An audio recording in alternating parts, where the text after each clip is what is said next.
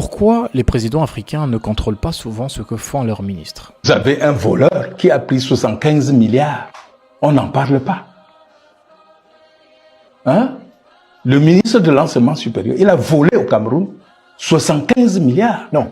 On voit en Afrique des présidents signer des décrets, allouer de l'argent pour lancer des projets. Des milliards sont dépensés pour construire des routes, des écoles, des hôpitaux. Et nous entendons de nombreuses promesses de développement. Et pourtant, derrière tout ça, il n'y a presque jamais de contrôle réel. Les ministres dépensent, les députés gèrent, les maires construisent. Et le président regarde. Mais il regarde quoi exactement? Le suivi n'existe pas. Les audits sont rares, superficiels ou purement symboliques. Et quand un contrôle est fait, quand on découvre un détournement, que se passe-t-il? Absolument rien. Ou presque rien. La sanction n'arrive pas, l'homme politique continue comme si de rien n'était. Et l'argent public, celui du peuple, disparaît. Je ne dis pas que M. Biya n'est pas bon. Il est bon. Mais son entourage lui gâte. Parce que lui, quand tu donnes le travail à un enfant, tu dois encore contrôler ce que l'enfant fait. Mais il n'a jamais pris le temps. Alors pourquoi? Pourquoi est-ce que cela fonctionne ainsi? Parce que dans beaucoup de systèmes africains, le contrôle central n'est pas réellement centralisé. Le président peut décider, mais il dépend d'un réseau de loyauté, de soutien, d'alliance. Un ministre ou un député qui détourne des fonds peut aussi être un soutien politique indispensable.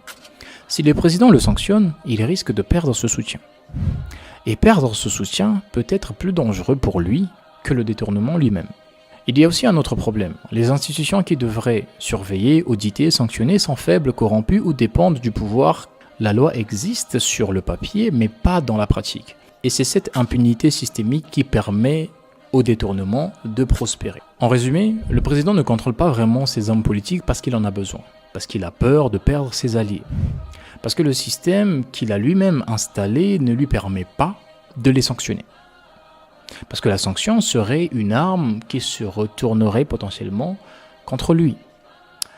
Résultat, l'argent du peuple part en fumée, la justice ne frappe jamais les puissants et le développement reste un rêve, pas une réalité. Il faut savoir une chose, la stabilité du dictateur dépend aussi de la puissance de ses alliés. Si ses alliés se retournaient contre lui, il tombera. Inévitablement.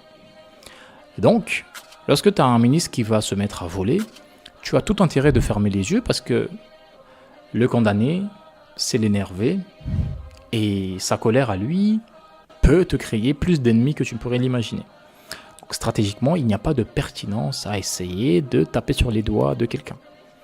Si tu déçois tes alliés, ils iront chercher un autre maître. C'est aussi simple que ça. Comme un chef d'entreprise qui n'a pas d'intérêt à malmener ses employés, de peur qu'ils démissionnent. Voilà. Donc, je sais que sous un certain angle, on a l'impression que le président il est puissant, qu'il peut tout faire, mais en fait non.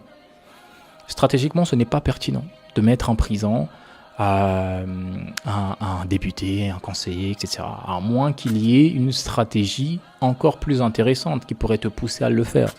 Mais classiquement, il faut servir ses alliés.